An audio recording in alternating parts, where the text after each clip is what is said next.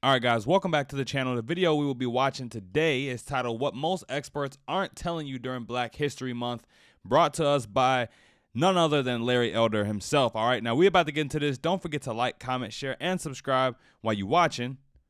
Now let's roll it. For Black History Month, I'm not a fan. I'm with actor Morgan Freeman on this one. Black History Month you find ridiculous. Why? You're going to relegate my history to a month? Oh, come on. What do you do with yours? Which month is White History Month? No, come on, tell me. Well, I'm Jewish. Okay, which month is Jewish History Month? There isn't one. Oh, why not? Yeah. Do you want one? No. I don't either. I don't want a Black History Month. Black history is American history. Now, maybe Black History Month wouldn't be so bad if they actually taught Black history. Here are a few things that blacks are misled about: slavery, gun control, and the minimum wage. Don't worry, this will be a quick pause, but I think it's interesting how many of the black people who obsess over race love to mention how America wouldn't be America if it wasn't for black people, and black people built this country and things like that. But at the same time, they fight tooth and nail to separate black people from the identity of being an American. If we help to build this country, just like Morgan Freeman said, Black history is American history. We should be included in the history that helped to build this nation. And when we talk about the history that built this nation, it's all the history, the good, the bad, the ugly. It's all of the history. So I agree with Morgan Freeman 100%, but let's keep it rolling. First, slavery. Now, when I studied slavery in high school, I assumed, the way a lot of people do, that slavery was something that just happened to black people in Africa. One of the sad things is that we talk in this country as if slavery was something unique to the United States or to blacks and whites. And in point of fact, slavery was one of the oldest institutions among human beings. They go back as far as there is recorded history. And in every single part of the world, Polynesians enslaved other Polynesians. For most of history, people enslaved people who were the same race as themselves for the simple reason that they simply didn't have the resources to go to another continent and take people from another continent and move them en masse someplace else. Now, slavery could not have happened without the complicity of African chieftains who sold Africans not just to European slavers, but to Muslim slavers as well. But when white captains came offering manufactured goods, weapons, and rum for slaves, African kings and merchants had little reason to hesitate. They viewed the people they sold not as fellow Africans, but criminals, debtors, or prisoners of war from rival tribes. By selling them, kings enriched their own realms and strengthened them against neighboring enemies. African kingdoms prospered from the slave trade, but meeting the Europeans' massive demand created intense competition. Slavery replaced other criminal sentences, and capturing slaves became a motivation for war rather than its result. To defend themselves from slave raids, neighboring kingdoms needed European firearms, which they also bought with slaves. The slave trade had become an arms race, altering societies and economies across the continent. Did you know that Muslim slavers took more blacks out of Africa than did European slavers? The Muslim slave trade began centuries earlier and continued long after the European slave trade ended. Slavery, yes, during the 9th up to the 13th century, slavery was still very much an Islamic phenomenon as compared to the West. Of course, there was ancient slavery in many other societies, but in terms of chattel slavery, in terms of slavery as an institution, that was profitable. That was very much still an Arab Islamic preserve until the West came in sometime from the 15th, 16th century onwards. Just how extensive was this Arab-Muslim slave trade of Africans? But slavery was a very important part of Islamic expansion in West Africa, and in fact in the Sudan, and from the very earliest period of Islamic penetration into Africa. It started by buying, purchasing slaves and trading in slaves, and then it went on from purchasing to raiding for slaves and capturing slaves deliberately, especially mainly black Africans, and transporting them into North Africa and into Saudi Arabia, the Arabian Peninsula, and onwards to the Ottoman Empire to Turkey. So slavery was a very endemic part of Islamic interaction with Africa. And in West Africa, the jihad's period of the 18th and 19th century involved massive slave raiding and slave trading. And many of the slaves that were captured and sent and sold and taken into the transatlantic slave trade, most of those who were doing the raiding at the time were Muslim communities because they were the dominant tribes.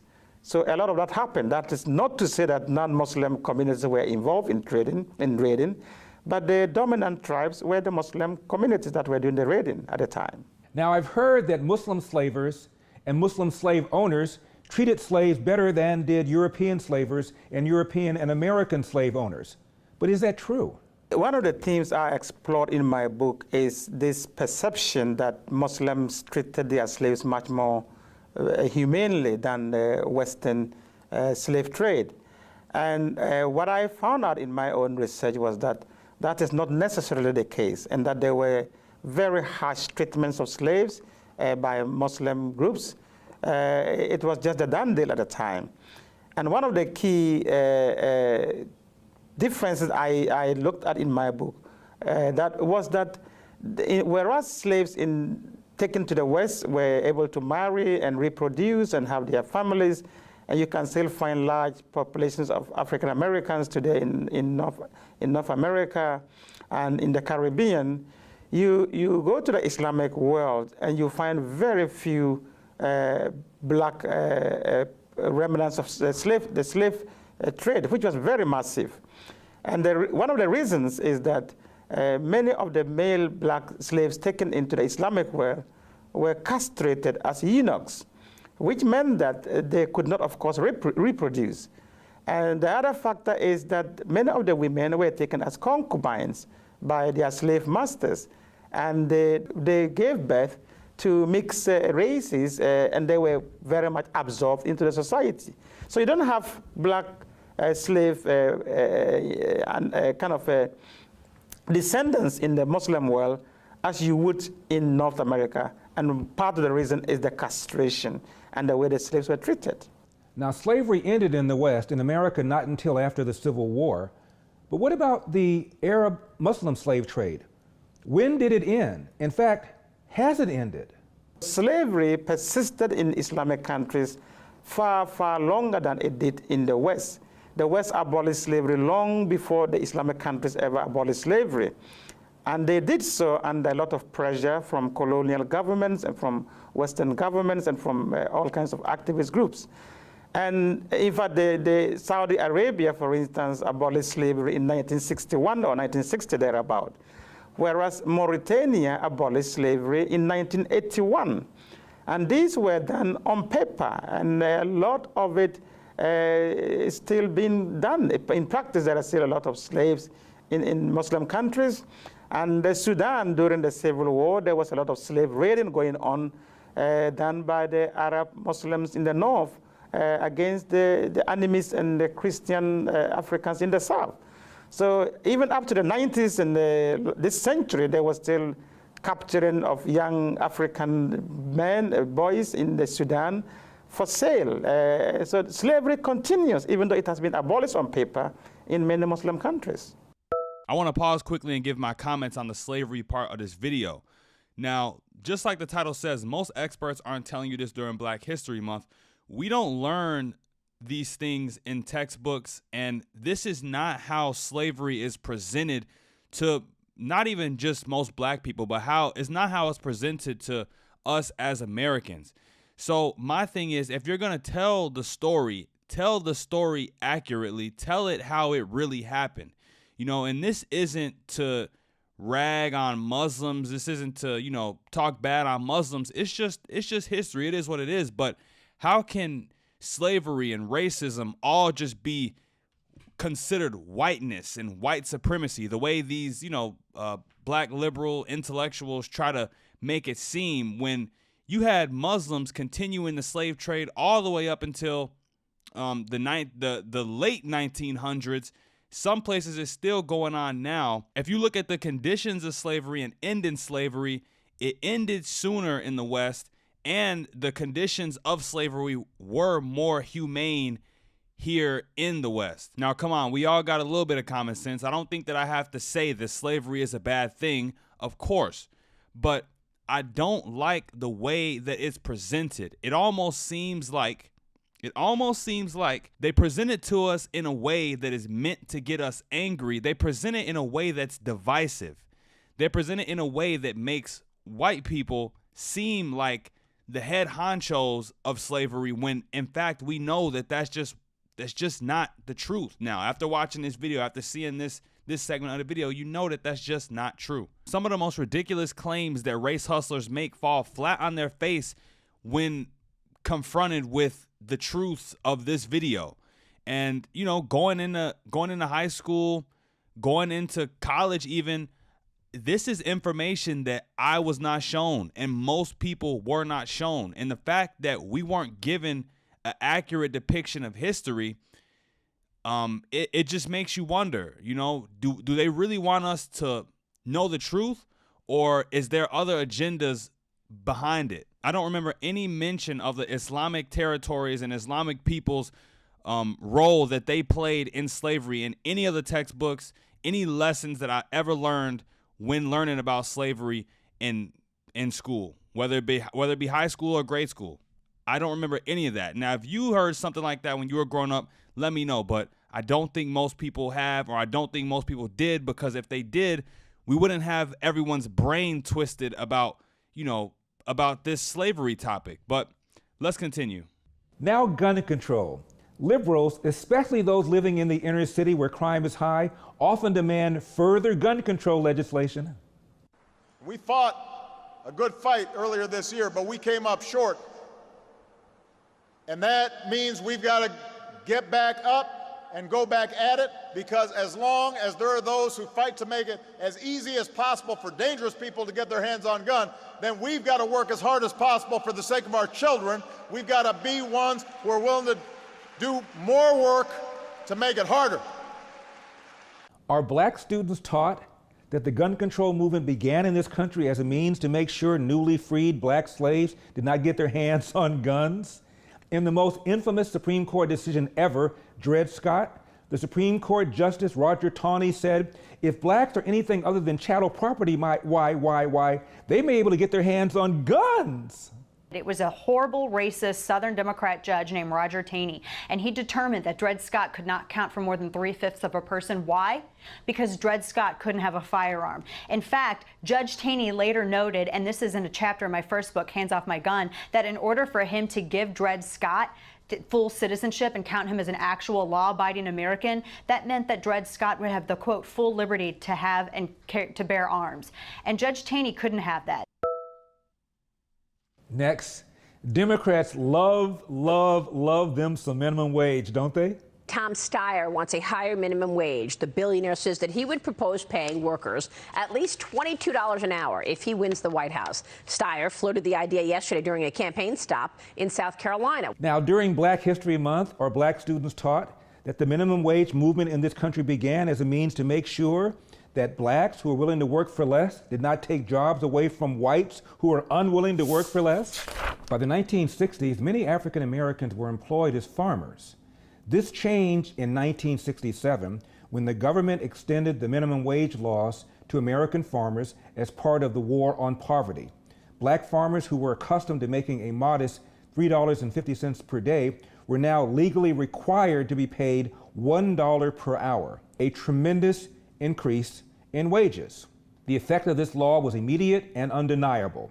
An estimated 25,000 farm workers were put out of work in the Mississippi Delta alone. Black farmers were not oblivious to the cause and effect. That dollar an hour ain't worth nothing, said the wife of one day laborer. It would have been better if it had been 50 cents a day if you work every day. 50 cents per day, of course, was a lower wage than what her husband would have been earning prior to the law. Her point was clear. The federal minimum wage law destroyed their ability to earn a living. End of quote. The first minimum wage law in our country was the Davis-Bacon Act of 1931. And the Davis-Bacon Act says that all workers in federally funded or federally assisted construction projects must be paid the prevailing wage. And if you look on page 6513 of the Congressional Record on March 31st, 1931, you'll see congressional testimony where congressmen will say, see that contractor over there? He brings cheap colored labor up from the South, puts them in cabins, and it's labor of that sort that has to compete, that white Americans are competing against. One of the things that my friends on the left think is just grand is the minimum wage. And 100 years ago, the minimum wage came into being in the United States, state by state, and its declared purpose was to keep immigrants, women, blacks, and Chicanos out of the labor force, to drive them out entirely. Newspaper editorials, the economics profession, they all said, oh boy, this is good for the Anglo-Saxon race. Thus, the consequences of minimum wage rates have been almost wholly bad, to increase unemployment and to increase poverty. Moreover, the effects have been concentrated on the groups that the do-gooders would most like to help. The people who have been hurt most by minimum wage laws are the blacks. I have often said that the most anti-Negro law on the books of this land is the minimum wage rate. I'm Larry Elder, and we've got a country to save. I'll see you next time. All right, and that's it for the video, you guys. Now, I hope anyone that didn't know this information, and this was a great rejogging of my memory, I hope that you walked away learning something. And a big shout out to Larry Elder, Thomas Sowell, Walter Williams.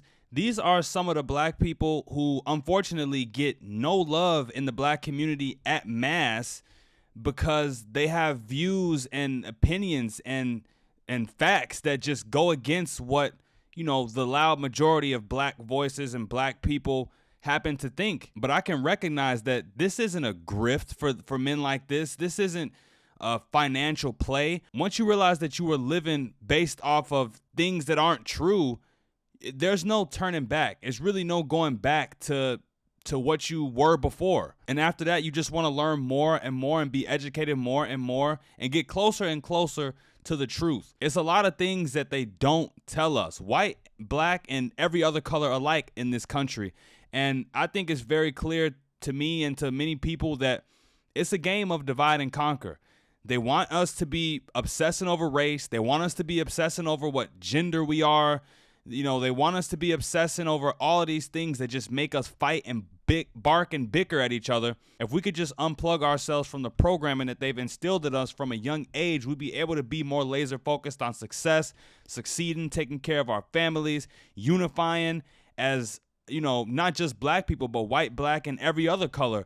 United we stand and divided we fall. Do not let them divide us, you guys. But that's it for the video. Don't forget to like, comment, share, and subscribe on your way out the door. Let me know what you thought about this in the comments down below. Until next time, I'm out of here, you guys. Peace.